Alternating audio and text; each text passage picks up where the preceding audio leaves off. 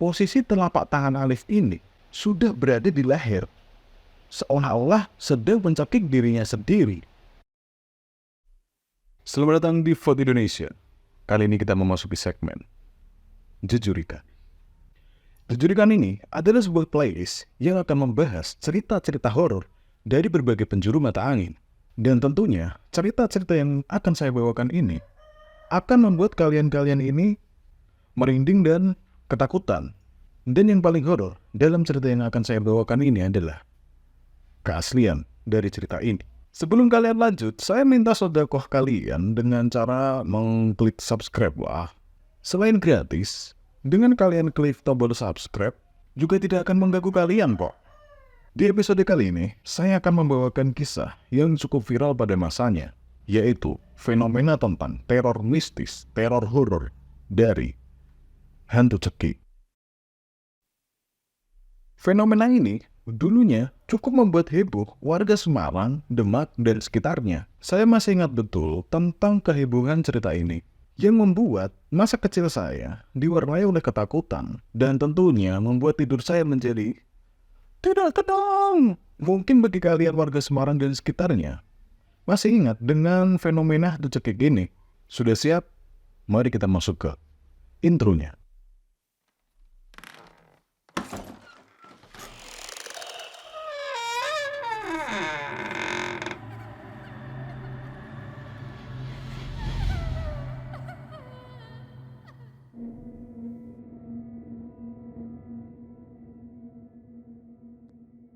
Di musim kemarau panjang, pada tahun 2005, warga di desa Poncoharjo, Kecamatan Bonang, Kabupaten Demak, dihebohkan ketika ada fenomena ganjil yang terjadi di desanya. Waktu itu, di desa tersebut mengalami musibah yang cukup aneh. Ada 4 orang yang meninggal dengan keadaan yang cukup aneh. Dan keempat orang tadi meninggal secara berurutan. Bisa dikatakan, 4 orang tadi meninggal dengan cara yang aneh, karena mereka ini sebelumnya tidak memiliki penyakit ataupun riwayat penyakit yang cukup berat. Dan anehnya lagi, 4 orang yang meninggal ini ditemukan dengan kondisi jasad yang kurang lebih sama, yaitu ada memar di lehernya yang berwarna merah, serta ada seperti bekas cekikan. Para aparat yang menangani kasus tersebut belum menemukan sebuah kesimpulan yang pasti mengapa fenomena tersebut bisa terjadi. Ada yang mengatakan kalau 4 korban tersebut mengalami gangguan psikologi sebelumnya, sehingga menyebabkan mereka mencekik lehernya sendiri ketika tidur. Namun asumsi tersebut dinilai masih lemah, karena memang sebelumnya 4 korban tadi adalah orang yang kesehariannya itu merupakan orang yang ceria. Dan karena penjelasan logis mengenai sebuah peristiwa yang ganjil adalah hal yang sulit diterima oleh masyarakat umum, maka penjelasan ilmiah mengenai kasus tadi tidak menjadi populer. Tentu saja ada teori lain yang menjelaskan mengapa fenomena tersebut bisa terjadi. Masyarakat di desa tersebut lalu menghubung-hubungkan kasus tersebut dengan fenomena hantu cekik. Hantu cekik atau setan cekik adalah sebuah fenomena yang ada pada masyarakat Demak. Konon katanya, hantu cekik atau setan cekik ini adalah sebuah perwujudan dari manusia yang sedang menjalankan pesugihan.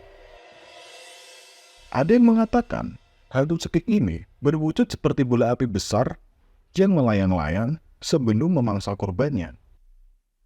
Dalam menjalankan pesugihan tersebut, si pelaku pesugihan ini harus mencari korban dan membunuhnya dalam waktu tertentu dan dalam jumlah tertentu dengan cara mencekik leher korban tersebut untuk dijadikan persyaratan dalam ritualnya. Dan jika kalian menganggap fenomena hantu cekik ini adalah sebuah hoax atau sebuah folklore biasa, kalian harus tahu juga bahwa fenomena tentang hantu cekik ini pernah dijadikan bahan materi skripsi di salah satu universitas.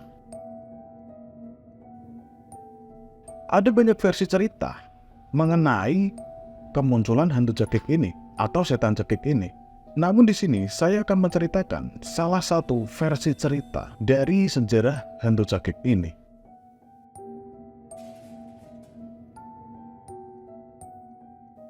Menurut kabar yang beredar, awal munculnya fenomena hantu cekik ini terjadi pada tahun 1970-an. Pada 1970-an, Indonesia ini sedang mengalami krisis ekonomi dikarenakan Indonesia sedang mengalami stagflasi.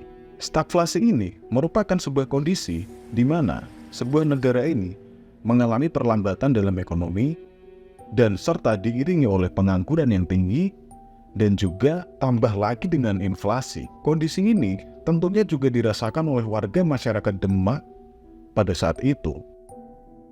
Suatu hari, ada seseorang yang hidup dalam kemiskinan yang cukup dalam. Kita sebut saja nama orang tersebut dengan nama Pak Sukro. Pak Sukro ini adalah seseorang yang hidup dalam kondisi finansial yang cukup mengenaskan dan cukup dalam. Dia adalah seorang buruh tani dan pekerjaannya adalah menggarap lahan pertanian milik si pemilik tanah. Dan upah yang diterima Pak Sukro ini adalah sebagian hasil panen dari tanah yang dia garap. Pak Sukro ini dikenal rajin dalam bekerja.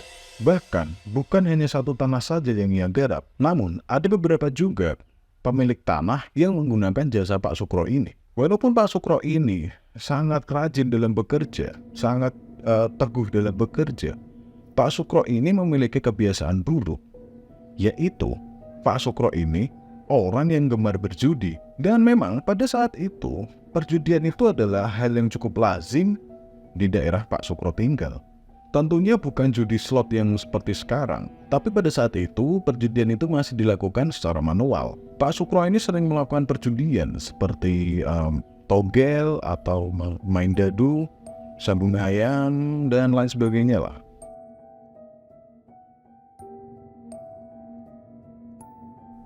Pada saat musim kemarau panjang datang, tentunya masyarakat yang mengandalkan hasil bumi untuk kebutuhan sehari-harinya dibuat cukup ketar-ketir karena hasil bumi atau hasil panen yang dia peroleh tidak berbuah seperti apa yang mereka harapkan. Dan hal tersebut juga berdampak pada penghasilan Pak Sukro. Hal ini diperparah dengan adanya krisis ekonomi pada saat itu. Pak Sukro yang mengandalkan hasil panen sebagai bahan untuk menghidupi keluarganya, tentunya pada saat itu dia berada pada kondisi finansial yang lebih dalam lagi. Namun dalam kondisi tersebut, Pak Sukro ini tidak meninggalkan kebiasaan buruknya, yaitu berjudi tadi. Pada saat itu, Pak Sukro sekeluarga hanya memiliki uang sebesar Rp5. Rp5 pada era tersebut itu setara 300.000 di era sekarang. Uang tersebut yang seharusnya bisa digunakan untuk membeli bahan pokok atau memenuhi kebutuhan keluarga lainnya, malah Pak Sukro gunakan untuk berjudi dan berharap agar uangnya ini berlipat ganda. Pada malam hari, Pak Sukro ini mendatangi sebuah tempat perjudian yang tidak jauh dari rumahnya. Dan seperti kata pepatah, dimanapun kamu berjudi, di situ juga bandar tambah kaya. Dan benar saja, Pak Sukro ini yang berharap uangnya itu berlipat ganda dengan melakukan perjudian, dia itu malah pulang dengan membawa tangan kosong. Dia yang sebelumnya berharap uangnya ini bertambah, malah yang terjadi adalah kekalahan. Dan uang yang seharusnya bisa dia gunakan untuk membeli beras atau kebutuhan lainnya, habis seketika. Dan saat itulah tentunya Pak Sukro dan sekeluarga ini lebih masuk lagi dalam jurang kemiskinan. Saat itu, di rumah Pak Sukro sudah tidak ada apa-apa lagi. Hanya ada beberapa butir singkong yang mungkin bisa dia gunakan untuk bertahan hidup. Pak Sukro ini juga tidak bisa melakukan apa-apa karena yang memang pada saat itu sedang terjadi kemarau panjang. Dan juga instrumen keuangan lainnya itu juga sedang lesu. Dan masyarakat lainnya juga hanya bisa mengandalkan hasil bumi yang mereka tampung saat panen untuk bertahan hidup sembari menunggu musim hujan datang.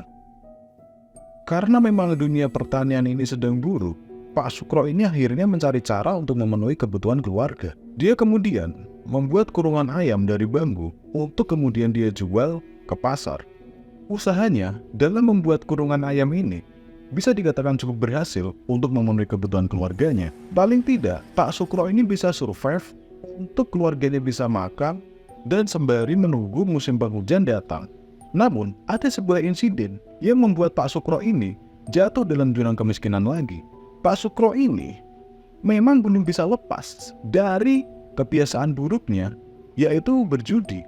Saat itu, Seluruh hasil dari dia jualan kurungan ayam ini, ia gunakan untuk berjudi. Dia all-in-kan uang tersebut dan masih berharap agar uangnya ini tambah berlipat ganda. Namun lagi-lagi, ia ini pulang dengan tangan kosong karena seluruh hasil jerih payahnya sudah sirna. Saat itu, Pak Sukro ini merasa putus asa dan depresi karena seharusnya uang tersebut itu bisa digunakan lagi untuk belanja bambu ataupun untuk memenuhi kebutuhan keluarga. Dan Pak Sukro pun menyesal. Dalam depresinya, Pak Sukro ini teringat akan perkataan temannya saat dia sedang berjudi. Bisa dibilang teman seperjudian lah. Temannya ini mengatakan, zaman saiki, nek pengen sugih, ya pesugihan. Atau dalam bahasa Indonesia, zaman sekarang, kalau pengen kaya, ya pesugihan. Dan karena pengaruh dari temannya ini, entah karena dia depresi atau bagaimana, dia terbesit untuk melakukan pesugihan. Setelah itu, beberapa hari setelahnya, Pak Sukro ini membohongi keluarganya dengan berpura-pura pamit untuk pergi ke Jakarta untuk bekerja. Namun sebenarnya, Pak Sukro ini ingin menemui seorang dukun yang bisa membantunya dalam melakukan praktek pesugihan. Setelah mencari keberadaan dukun tersebut, akhirnya Pak Sukro ini bertemu dengan sang dukun itu. Setelah bertemu, Pak Sukro ini bercerita kalau dia ini hidup dalam kemiskinan, dia ini kalah dalam berjudi, dan dia bilang dia ingin mendapatkan kekayaan secara instan. Pak Sukro ini meminta agar dukun tersebut mau membantunya dalam melakukan praktik pesugihan. Dan permintaan dari Pak Sukro ini dikabulkan oleh dukun tersebut.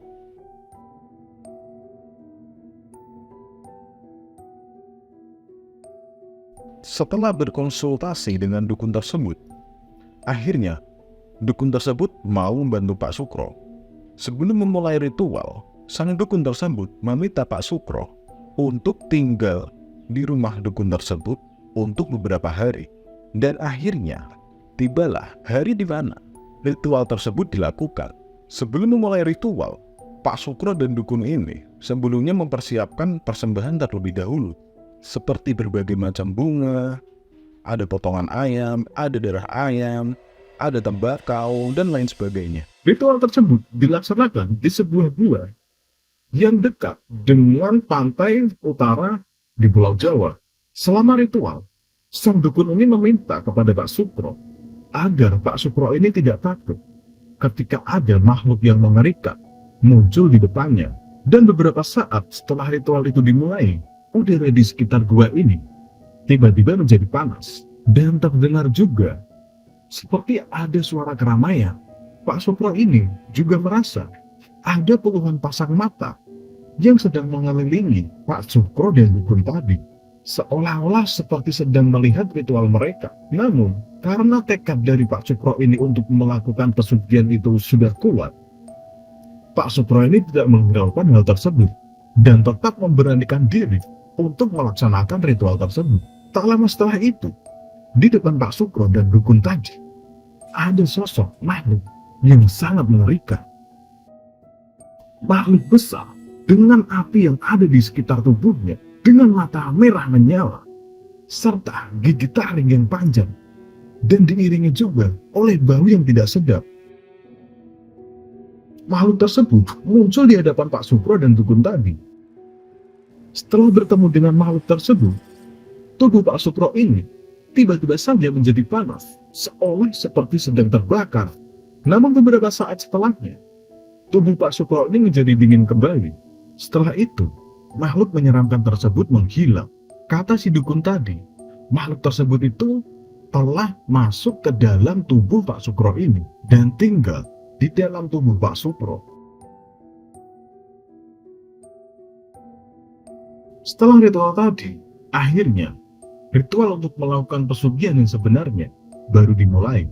Pada ritual pertamanya, Pak Sukro ini dibawa oleh dukunnya ke tempat yang cukup aneh.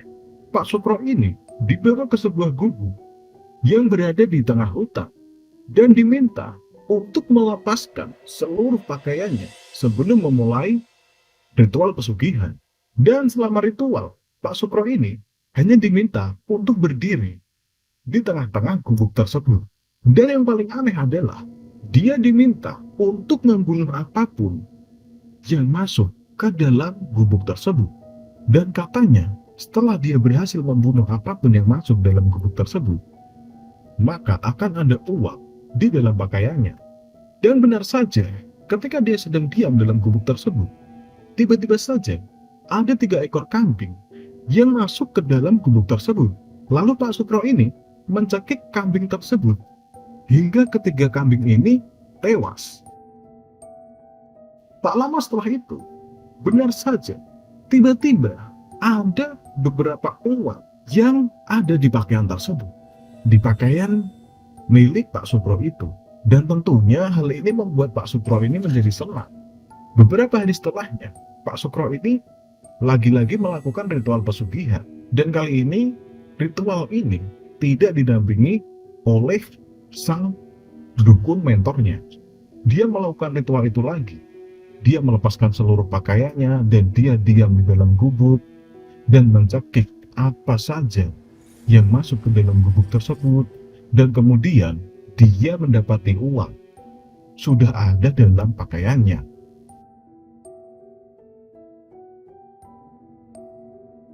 Setelah sekian lama, Pak Sukro ini melakukan praktik pesugihan tersebut. Akhirnya Pak Sukro ini berniat untuk pulang kampung dan menemui keluarganya, karena dia sudah membawa uang yang bisa dibilang cukup banyak lah gitu. Namun setelah Pak Sukro ini sampai di rumah, dia dibuat cukup bingung karena rumah dari keluarga Pak Sukro ini tidak ada orang.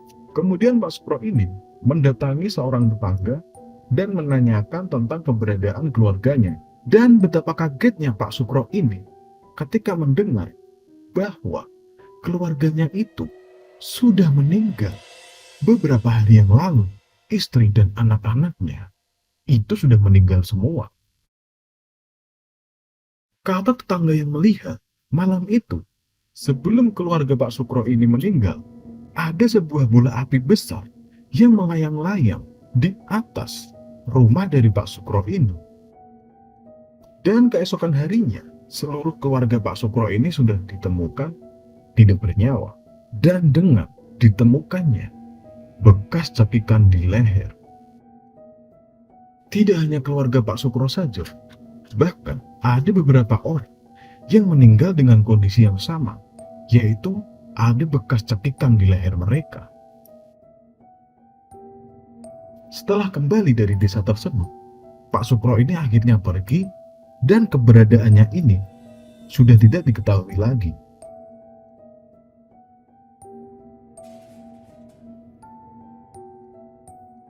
Dan itulah tadi salah satu versi cerita tentang sejarah munculnya hantu cekik. Kita kembali ke tahun 2005. Tidak ada yang tahu kenapa fenomena hantu cekik ini bisa muncul kembali. Karena pada saat itu, fenomena tentang hantu cekik ini cukup viral. Tentunya, masyarakat di sana dibuat menjadi ketakutan. Masyarakat di sana merespons ketakutan tersebut dengan melakukan ronda-ronda atau melakukan penjagaan di tiap-tiap daerahnya. Dan ternyata, fenomena hantu cekik ini tidak hanya terjadi di daerah Demak, Semarang, dan sekitarnya. Bahkan, fenomena tentang hantu cekik ini konon kabarnya telah menyebar ke berbagai daerah. Diceritakan juga bahwa hantu cekik ini sudah menelan korban di tempat lain dengan fenomena yang sama juga, yaitu ditemukannya korban dengan kondisi leher mereka seperti bekas cekikan. Ada seorang saksi yang bercerita bahwa dia pernah selamat dari teror hantu cekik. Kita sebut saja nama orang tersebut dengan nama Alif. Saat malam hari, Alif ini sedang membalikan badannya dan bersiap untuk tidur.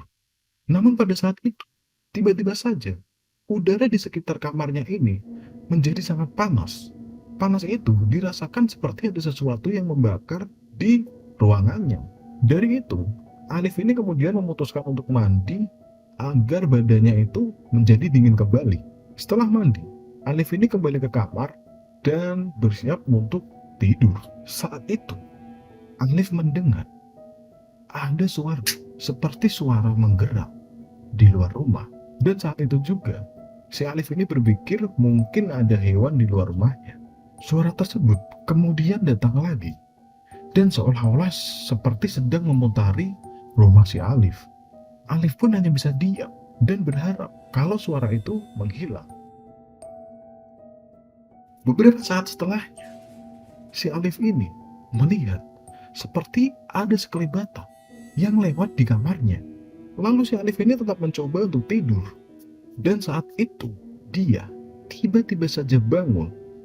Namun dengan kondisi fisik seperti tidak bisa digerakkan. Seperti ketindihan. Pikir Alif, ini mungkin hanya ketindihan biasa.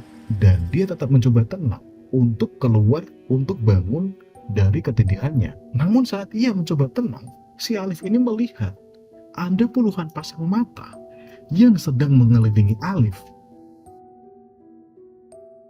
Namun pada saat itu, tubuh Alif ini memang sedang tidak bisa digerakkan. Selang beberapa saat, ada sosok yang menyeramkan muncul dari atas rumah, seolah-olah menembus atap dari rumah Alif tadi. Sosok tersebut adalah makhluk yang berbadan besar dengan api yang ada di sekelilingnya, serta memiliki mata merah dan gigi taring yang tajam. Sosok tersebut lalu mencekik leher Alif. Dan saat itu, Alif ini tidak bisa melakukan apa-apa tentunya. Dalam kondisi dia yang sedang dicekik lehernya, Alif ini tidak tahu kenapa. Dia ini tiba-tiba saja meludahi sosok tersebut. Dan seketika, makhluk tersebut dan puluhan pasang bola mata lainnya yang sedang mengelilingi Alif ini tiba-tiba saja menghilang. Saat itu, Alif itu bangun dari ketindihannya dengan kondisi yang aneh. Saat bangun, ternyata Posisi telapak tangan Alif ini sudah berada di leher, seolah-olah sedang mencekik dirinya sendiri. Ada juga cerita tentang seorang nenek-nenek yang menjadi korban dari hantu cekik ini. Pernah suatu hari, warga yang sedang berurga untuk melakukan penjagaan di desa, mereka melihat ada nenek-nenek yang berjalan seolah-olah seperti terbang. Mereka melihat nenek-nenek tadi ditarik oleh sosok bola api besar. Pada saat itu, warga yang sedang berjaga mengejar nenek tadi.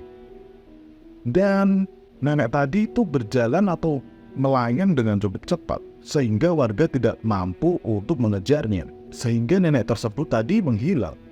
Keesokan harinya, warga menemukan ada jasad nenek-nenek yang tergeletak di dekat pantai dengan kondisi di mana ada bekas cekikan di leher nenek-nenek tadi.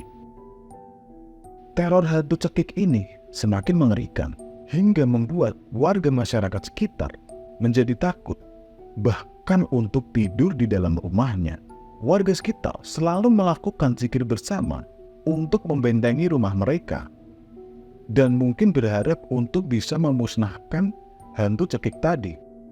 Dalam fenomena ini, tentunya peran kiai menjadi sosok yang cukup sentral dalam kasus ini. Sosok kiai ini menjadi figur yang bisa menenangkan masyarakat yang ada di desa tersebut. Para kiai di Demak dan sekitarnya selalu menjadi sosok yang memimpin dalam kegiatan ronda malam mereka untuk berjaga-jaga. Bahkan tidak sedikit juga warga masyarakat yang tinggal di rumah kiai-kiai. Mereka menggunakan ilmu spiritualitas dari kiai untuk ketenangan mereka dan untuk menghadapi rasa takut dari masyarakat.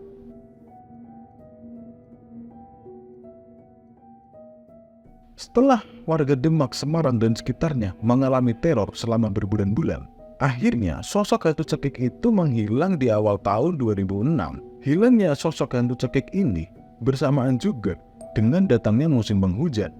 Mungkin masyarakat meyakini bahwa guyuran hujan ini mampu untuk membuat hantu cekik ini menghilang, seperti analogi api yang padam ketika terkena air. Meskipun tidak ada penjelasan ilmiah mengenai datang dan perginya hantu cekik tadi, cerita ini sampai sekarang masih menjadi legenda dan narasi yang cukup dikenal oleh masyarakat Demak, Semarang, dan sekitarnya. Tentu, dalam kisah ini, kita menerima banyak pelajaran dan pembelajaran.